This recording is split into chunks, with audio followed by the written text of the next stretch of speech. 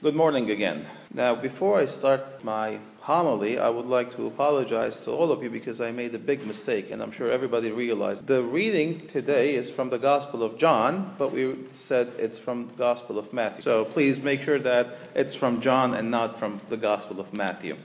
So, that being said, I'm going to ask the kids a question. Did you know what was the favorite food that Jesus had? What did Jesus like the most? Chris, I'm sure you know. What was his favorite food? Fish. How did you know?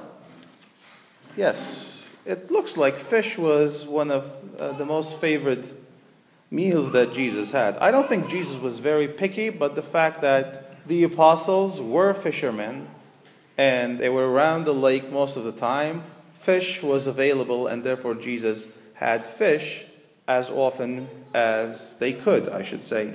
So today it looks like whatever we read is happening right after sharing a meal with the disciples. Now, you guys remember 2 weeks ago we celebrated Easter, right? Easter is the feast of the resurrection of our Lord Jesus Christ. And this story is happening right after that, maybe a day or 2 days after the resurrection. So Jesus was with the disciples, they shared a meal, and when the meal was over, Jesus asked Peter. Peter is not the fine gentleman who's sitting here.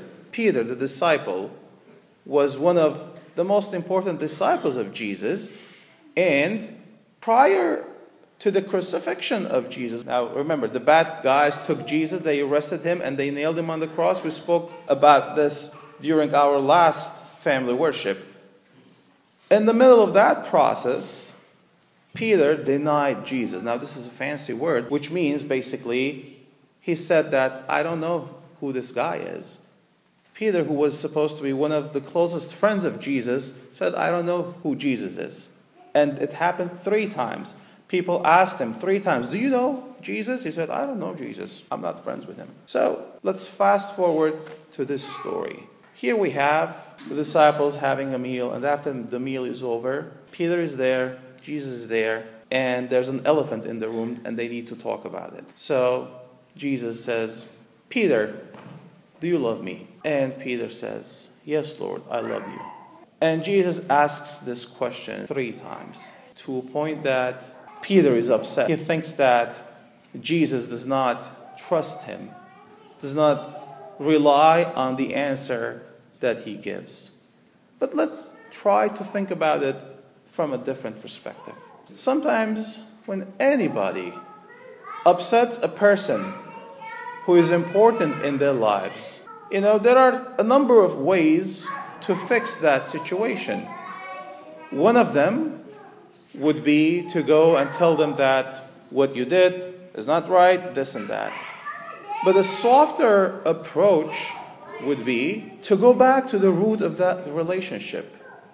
What brings us together? What is the core of that relationship? Obviously, it is love. It is love that binds the parents to their children. It is love that binds friends together. And Jesus is kind of trying to dwell on that. Do you love me? And he's expecting an honest answer from Peter, so that he will realize that what he did in the past was wrong, and he will not repeat that mistake.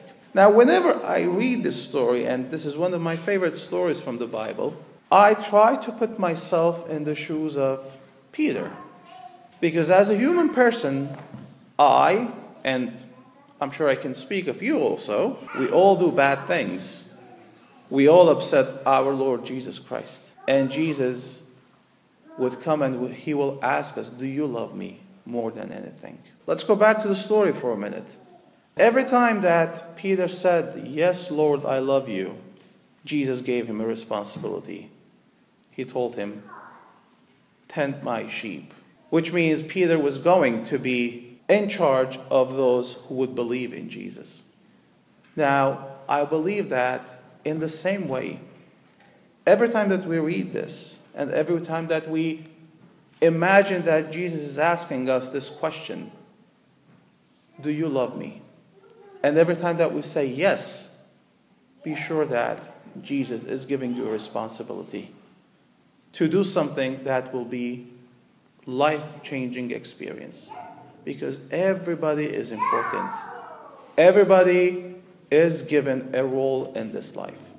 We may not know what that role is today, but we will discover that role eventually, and will live up to that mission that God is given to us. Therefore, if you hear Jesus asking you, do you love me? Say, yes, Lord, I love you. And I am ready to do whatever you think I am supposed to do in my role in this life. May God bless you. Let us continue with our service. We'll do the confession first, and then we'll sing the